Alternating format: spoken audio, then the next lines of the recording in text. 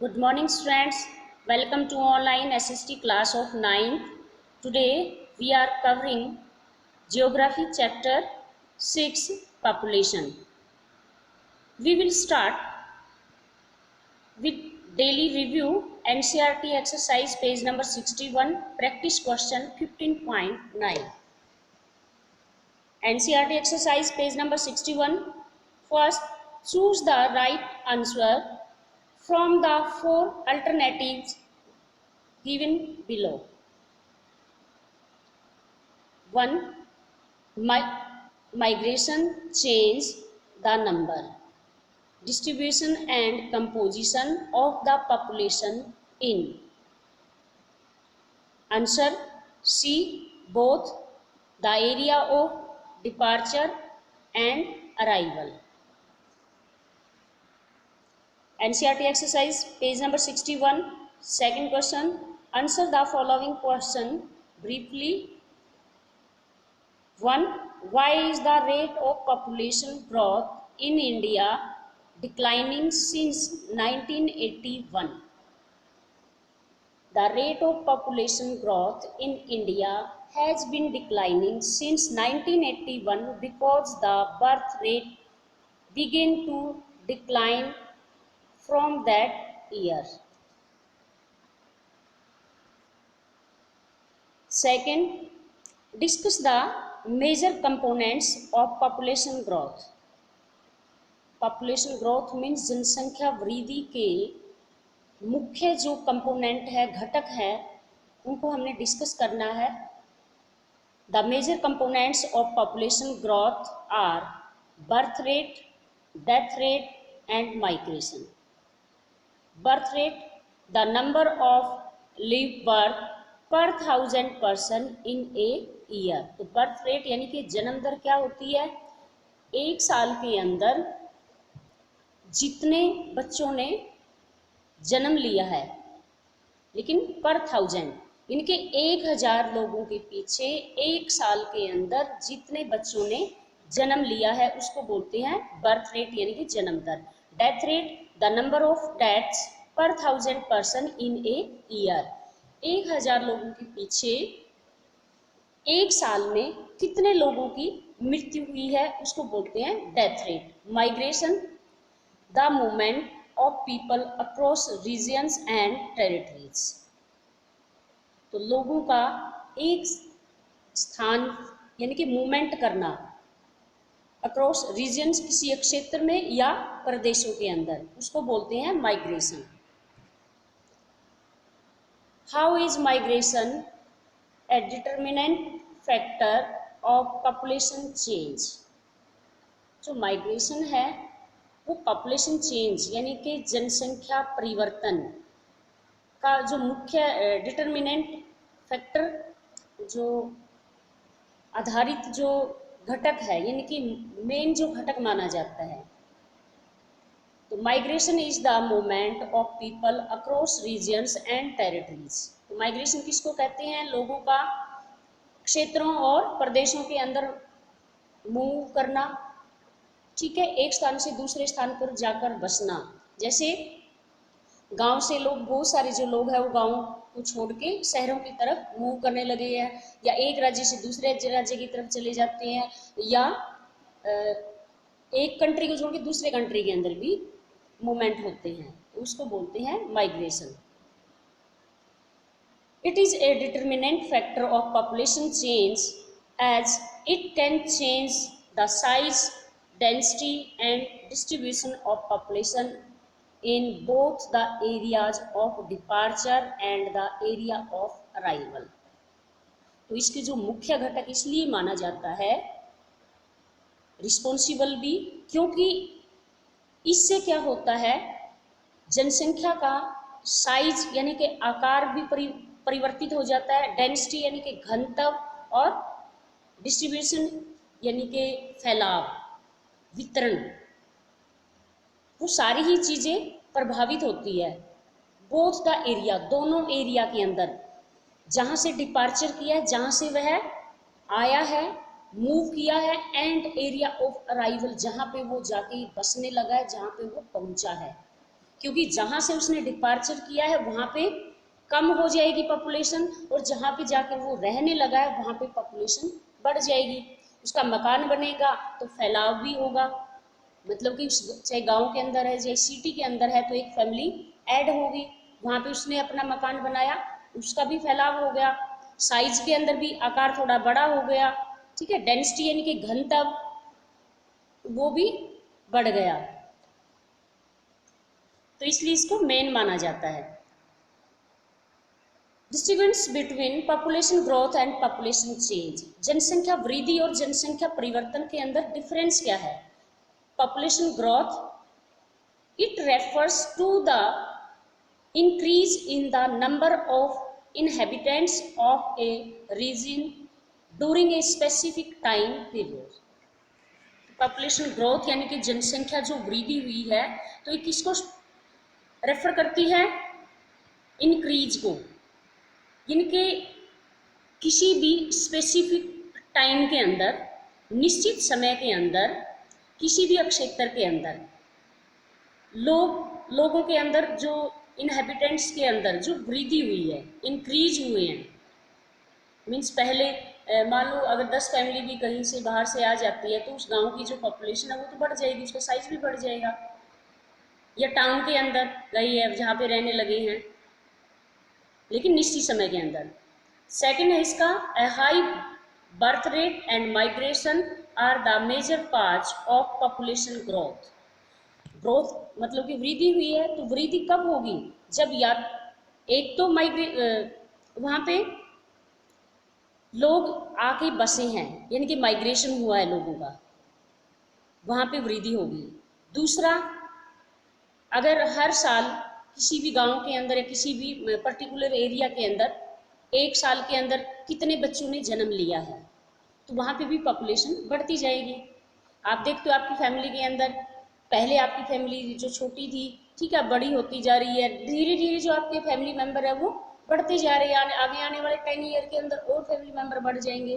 तो क्या है, ये जनसंख्या वृद्धि हुई है, पॉपुलेशन में ग्रोथ हुई है, और इसके जो मुख्य फैक्टर क्या है? हाई बर्थ रेट और migration. Other side population change, population change मतलब कि जनसंख्या परिवर्तन। It refers to any change in the distribution, composition or size of the population during a specific time period। एक निश्चित समय के अंदर, निश्चित एरिया के अंदर पॉपुलेशन का चेंज होना, यानी कि उसका फैलाव, डिस्ट्रीब्यूशन, फैलाव, वितरण, वो भी चेंज होना, कम हुआ हो या ज़्यादा हुआ हो। कंपोजिशन, रचना, और साइज, आकार, तीनों ही पॉपुलेशन चेंज के अंदर आती हैं। किस जो पॉपुलेशन चेंज है वो होती किससे है? कौन से ऐसे मुख्य घटक है जिससे पॉपुलेशन चेंज होती है? Birth rate, migration and death rate are the major factor of population change.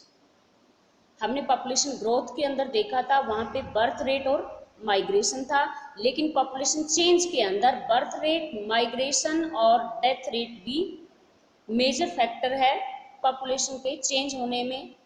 क्योंकि जहाँ से उन्होंने माइग्रेशन का तो हमें पता है, जहाँ से उसने लोग आए हैं वहाँ पे पॉपुलेशन कम हो जाएगी, और जहाँ पे जाके वो बसे हैं वहाँ पे भी पॉपुलेशन बढ़ जाएगी। इसी तरीके से बर्थ रेट, अब हर साल हम देखते हैं कि हमारे गांव के अंदर भी अगर हम देखते हैं, या टाउन या सिटी के अंदर भी अगर हम देखते हैं कि कितने बच्चों का जन्म हुआ है, उससे क्या है, पॉपुलेशन चेंज हो रही है। तीसरा जो फैक्टर है वो है डेथ, तो डेथ से भी इफेक्ट पड़ता है, क्योंकि हो सकता है जैसे अभी हमने देखा कोरोना काल के अंदर कि जो डेथ रेट है वो बहुत ज़्यादा बढ़ा है हमारा, तो इससे भी क्या है, पॉपुलेशन चेंज हुई है। मीन्स जो हमारी जो हम अनुमान लगाते थे कि इतने लोग, या फिर कोई नेचुरल डिजास्टर है, चाहे ड्राउट है, ठीक है, या भूकंप आ जाता है, तो उससे बहुत सारी जो डेथ है वो हो जाती है, तो उस एरिया की क्या है, पॉपुलेशन कम हो जाती है। यानी कि वहाँ पे चेंजेस आई है, फैलाव के अंदर भी चेंजेस आई है, कंपोजिशन के अंदर भी चेंजेस आई है, और साइज के अंदर भी। तो ये पॉपुलेशन चेंज कहलाता है। Practice question 15.9, explain the net effect on A countries population if it has high birth rate and high death rate. आपने बताना है कि कंट्री के ऊपर यानी कि जो कंट्री की पॉपुलेशन है उसके ऊपर क्या प्रभाव पड़ता है, इफेक्ट पड़ता है अगर हाई बर्थ रेट है एंड हाई डेथ रेट है। The population of the country में इंक्रीज और decrease depending upon which of the two birth rate and death rate is higher. If they are equal there will be no change in the population. अगर मरने वालों की भी संख्या इतनी है और जो बर्थ बच्चे जन्म लेते हैं उनकी भी इतनी ही है, तो जो वहाँ की पॉपुलेशन के ऊपर कोई प्रभाव नहीं पड़ेगा, यानी कि पॉपुलेशन चेंज नहीं होगी अगर दोनों हाई है। B, high birth rates and low death rate. तो इसमें क्या होगा, अगर बर्थ रेट हाई है और डेथ रेट लो है, कम है, तो population of the country will increase, क्योंकि जन्म लेने वाले बहुत अधिक है और मरने वाले कम है, तो उस एरिया की क्या है जो पॉपुलेशन है, चाहे कंट्री की चाहे पर्टिकुलर एरिया की पॉपुलेशन क्या हो जाएगी, इंक्रीज हो जाएगी। As more people are added every year, क्योंकि हर साल क्या है बहुत ज़्यादा जो लोग हैं वो ऐड हो रहे हैं। See, low birth rates and high death rates. अगर बर्थ रेट लो है और डेथ रेट हाई है तो उस क्या प्रभाव पड़ेगा, the population of the country will decrease as there are more deaths every year, क्योंकि वहाँ पे क्या हो जाएगी पॉपुलेशन डिक्रीज हो जाएगी, क्योंकि जन्म लेने वाले कम है और मरने वाले अधिक है, तो उसमें हमारी जो हर साल जो बहुत ज़्यादा जो लोग हैं उनकी डेथ हो रही है तो वो बहुत ज़्यादा कम हो रही है, तो पॉपुलेशन क्या हो जाएगी, डिक्रीज हो जाएगी। नेक्स्ट है एज कंपोजिशन, आयु वर्ग जो यानी कि आयु वर्ग की जो रचना है। The age composition of a population refers to the number of people in different age group in a country। तो एज कंपोजिशन किसको कहते हैं कि किसी भी कंट्री के अंदर अलग अलग कैटेगरी के अंदर मतलब अलग अलग उम्र के लोग रहते हैं, ठीक है, तो वो किसको दर्शाते हैं, वो ग्रुप है जो डिफरेंट जो एज ग्रुप है वो एज कंपोजिशन कहलाएगा। Why study age composition, age composition को पढ़ना क्यों जरूरी है। A person's age gives us a lot of information, क्योंकि एक उम्र के हिसाब से अगर एज है उसके हिसाब से हमें बहुत सारी जो इन्फॉर्मेशन है वो मिलती है। Age influence what one needs, buys does and his her pastry of perform, क्योंकि एज जो इन्फ्लुएंस है, जो एज है वो प्रभावित होती है कि उनकी नीड्स क्या है, उन्होंने खरीदा क्या है, क्या प्राप्त किया है और उनकी जो कैपेसिटी क्या है परफॉर्म करने की। नेक्स्ट है this age structures is an important measures for government and businesses to make decision. तो गवर्नमेंट के लिए भी और बिजनेस के लिए कि क्या क्या डिसीजन लेने हैं, उसमें भी जो एज के मतलब कि एक स्ट्रक्चर बनाना, जो एज का स्ट्रक्चर है वो काफ़ी हेल्पफुल होता है, क्योंकि गवर्नमेंट ने क्या डिसीजन लेने हैं भी, कितने हमारे यहाँ पे चिल्ड्रन है, कितने यहाँ पे वर्किंग एज है, ठीक है, यानी कि युवा कितने हैं, एल्डर कितने हैं, उसी हिसाब से क्योंकि बच्चों की अगर बच्चे ज़्यादा है तो उस हिसाब से जो बिजनेस वगैरह जो प्रोडक्शन करनी है उस हिसाब से किया जाएगा। अगर युवा है तो उनकी उम्र, क्योंकि हर किसी की हैबिट और जो है वो चेंज होती रहती है उम्र के हिसाब से, तो उसी हिसाब से जो गवर्नमेंट है वो मेजर्स करती है, उपाय लाती है। For example babies need oil, lotion and toys, कि बेबी को ये ज़्यादा ज़रूरत होती है, लेकिन जो एज पीपल होते हैं उनको क्या है, हेल्थ केयर की ज़रूरत होती है, मेडिसिन की ज़रूरत होती है। यस, तो 3 कैटेगरी ऑफ एज कंपोजिशन, जो एज कंपोजिशन है उसको 3 कैटेगरी के अंदर डिवाइड किया गया है, children, working age and aged. तो 14 साल तक के क्या होते हैं, बच्चे होते हैं, उसके बाद वर्किंग एज आ जाएगी और उसके बाद वो एल्डर आ जाते हैं अपने। तो children age composition, children population below 15 years of age, यानी कि 15 साल से जो नीचे है कि जो पॉपुलेशन है वो चिल्ड्रन के अंदर काउंट होगी।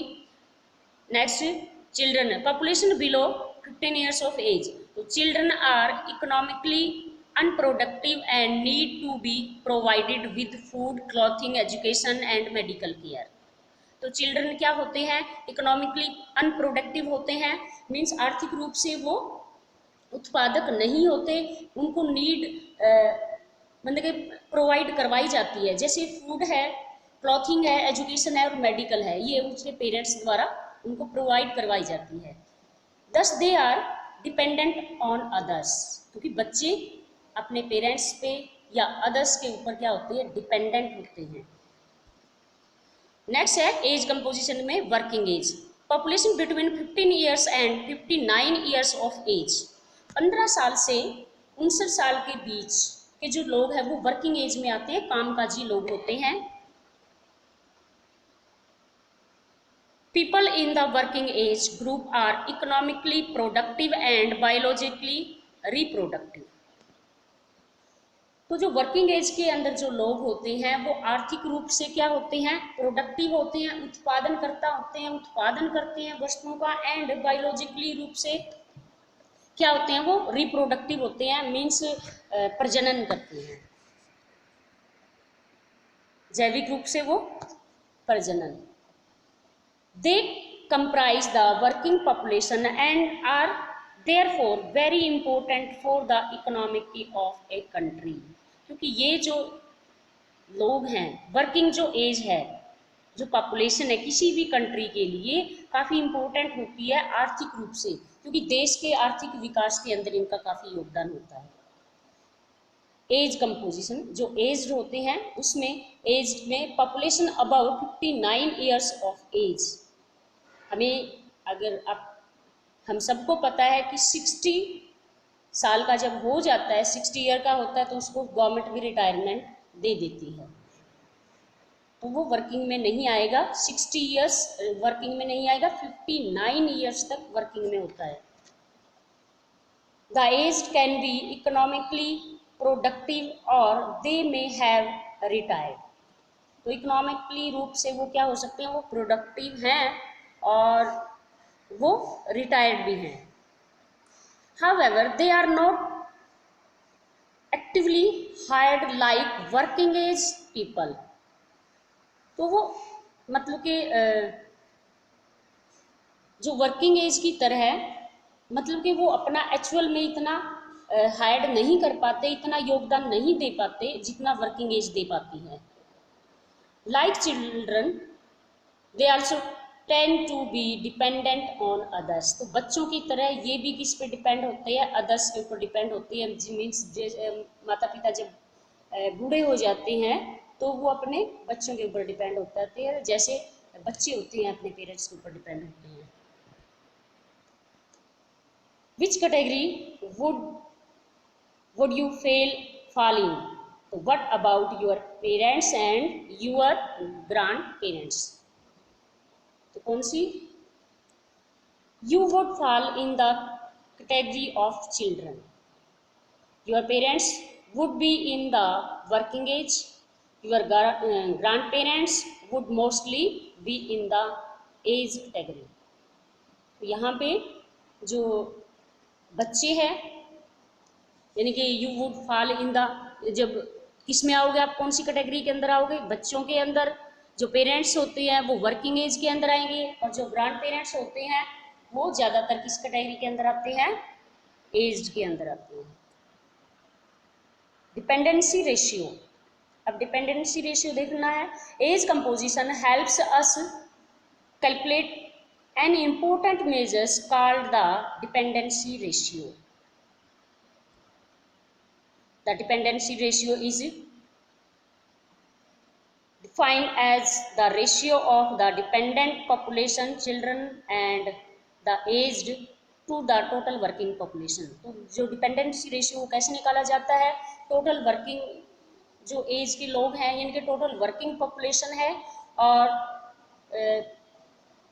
जो चिल्ड्रन और एज्ड है उन दोनों को प्लस किया जाता है, और वर्किंग एज के जो लोग हैं भी, मतलब कि जो वर्किंग एज है उसके ऊपर कितने लोग डिपेंड है, चाहे वो एल्डर है या चिल्ड्रन है।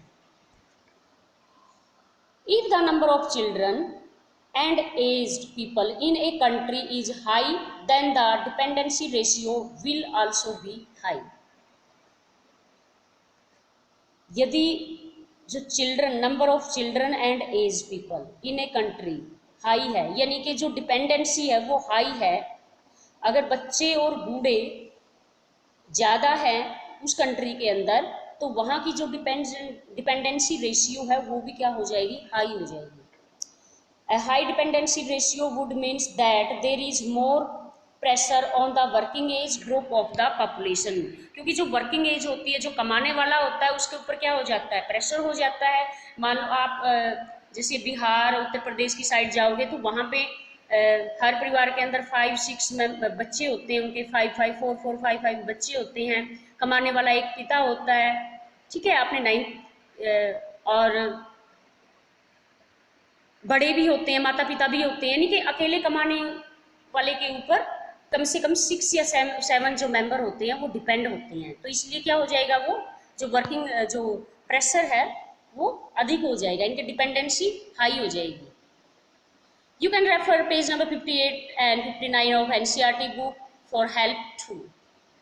Practice question 15.10 category and description. तो कितनी कैटेगरी है और उनका हमने डिस्क्रिप्शन भी देना है। तो children below 15 years, working age 15 years to 59 years and age above 59 years. तो चिल्ड्रन होते हैं जो अनप्रोडक्टिव होते हैं, डिपेंडेंट ऑफ अदर्स होते हैं। Working age productive and reproductive होते हैं, important for the economy. Age usually retired, not hired like people of working age, dependent on others. Practice question 15.10 what is the dependency ratio, why it is called that? It is the ratio of children and the age compared to the total working population.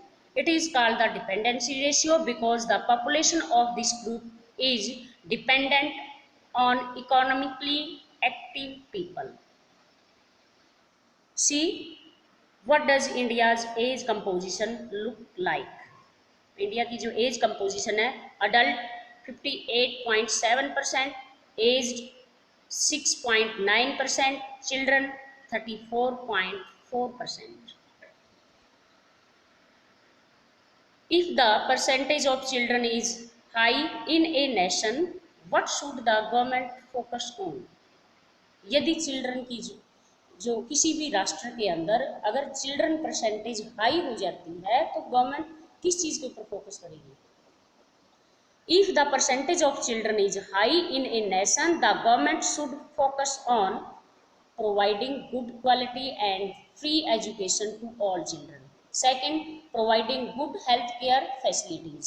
Third, running awareness program on vaccination and good child raising practices.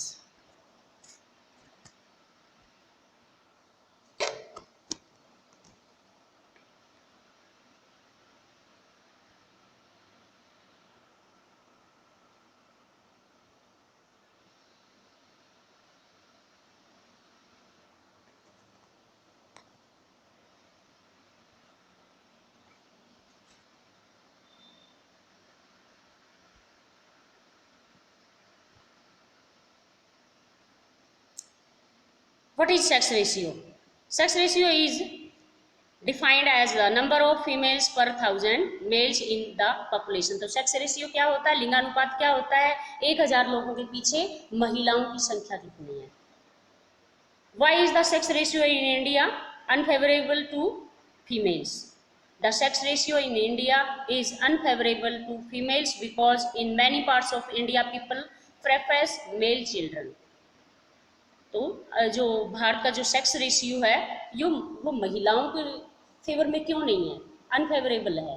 क्यों? क्योंकि जो India के अंदर जो female इसलिए नहीं है क्योंकि भारत के अंदर ज़्यादातर मतलब कि लड़के को प्रेफरेंस दी जाती है, महत्व दिया जाता है, लड़कियों को नहीं। This has resulted in criminal practices like aborting females poetries। तो इससे क्या होता है, इसका कारण क्या होता है कि बहुत सारे क्रिमिनल करवाए जाते हैं, मीन्स अबॉर्शन वगैरह करवाई जाती है। फीमेल्स यानी कि अगर लड़की है तो उसके अबॉर्ट करवा दिया जाता है। It has also resulted in people carrying more for male children that female children, which may lead to the neglect of the healthcare need of the latter। तो इससे क्या होता है कि जो लोग होते हैं वो ज़्यादातर यानी कि लड़के की जो चिल्ड्रन होता है, मेल चिल्ड्रन होता है, उसकी केयर अधिक की जाती है, फीमेल चिल्ड्रन की इतनी नहीं की जाती। मतलब कि लड़की को नकार दिया जाता है, नेगलेक्ट किया जाता है हेल्थ केयर के मामले में भी, उसकी नीड्स को लेके भी, एजुकेशन को लेके भी। What is literacy rate? Literacy rate क्या होता है? Literacy rate is the percentage of the total population that is literate, that is those who are over the age of 7 and can read, write and understand at least one language। Literacy rate means साक्षरता दर क्या होती है।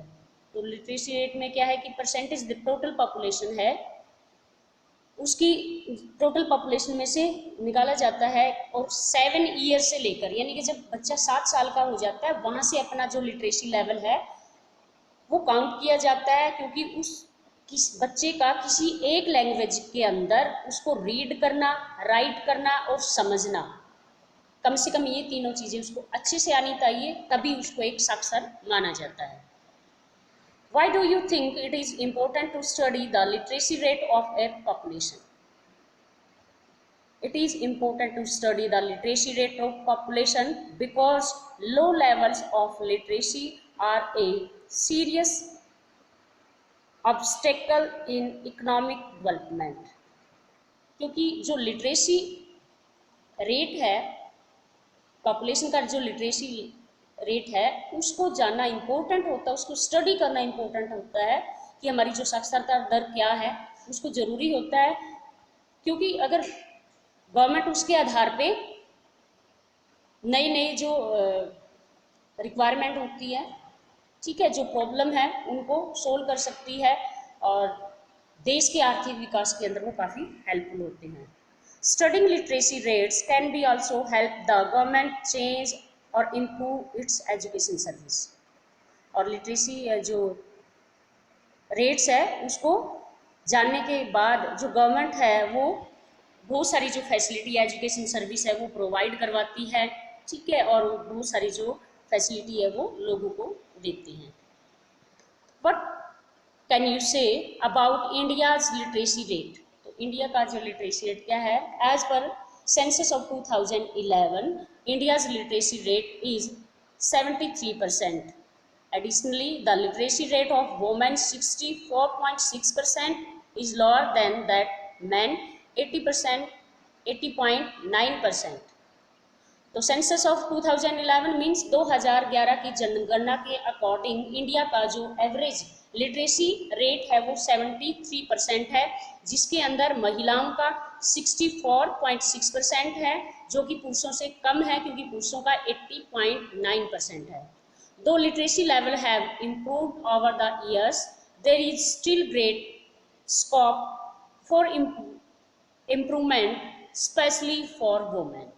तो literacy level जानने के बाद जो सरकार है, खास करके महिलाओं की जो एजुकेशन है उसको इम्प्रूव करने के लिए वो बहुत सारी जो ग्रेट जो स्कोप होता है उनके सामने, और उसको वो सुधार सकते हैं, इम्प्रूव कर सकते हैं। और इसी के साथ आज का हमारा जो टॉपिक है यहीं पे समाप्त होता है। फिर मिलते हैं नए टॉपिक के साथ, तब तक